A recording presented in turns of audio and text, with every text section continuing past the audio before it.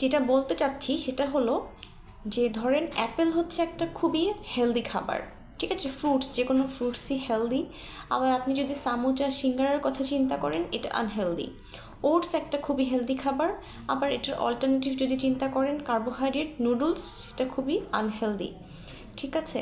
তো এখন আপনি হেলদি আনহেলদির চক্করে পড়ে যদি লাইফটাকে, মানে আমার কাছে মনে হয় লাইফ থেকে সব কিছু বাদ দিয়ে দেন, আপনি ডিপ্রেশনে পড়ে যাবেন। এটা শুধুমাত্র ফুড না, ঠিক আছে, সব ক্ষেত্রেই।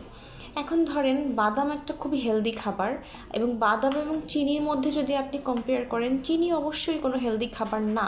কিন্তু একটা বার্থডে পার্টিতে আপনি গিয়েছেন, সেখানে যে নিশ্চয়ই আপনি বাদাম নিয়ে বসবেন না, আপনাকে এক টুকরা হলেও কেক খেতে হবে। তো আমি শুধুমাত্র ফুড না, লাইফের প্রত্যেকটা পর্যায়ে আমি বলবো যে 80-20 রুলস ফলো করতে, মানে 80% 20%।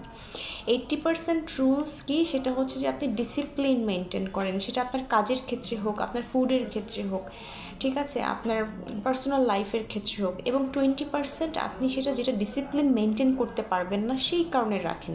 কারণ আমরা সামাজিক জীব, আমাদেরকে বাইরে যেতে হয়, মানুষের সাথে মিশতে হয়, অনেক সময় এটা সেটা খেতে ইচ্ছা করে, চিট মিল নিতে ইচ্ছা করে, প্রত্যেক দিন সকালে ঘুম থেকে উঠতে ইচ্ছা করে না।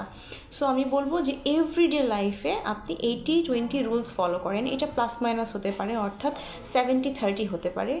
এতে করে কি হবে যে আপনার সারাদিনের রুটিনটাও মেনটেন থাকবে, আপনি একটা ডিসিপ্লিন লাইফ মেনটেন করবেন। সাথে যদি একটু এদিক সেদিক 30% 20% এদিক সেদিক হয়, সেটা আপনার লাইফের উপরে তেমন কোনো প্রভাব ফেলবে না। তাই আমি বলবো যে সামাজিক জীব, সামাজিকভাবে থাকেন, নিজেকে ভালো রাখেন।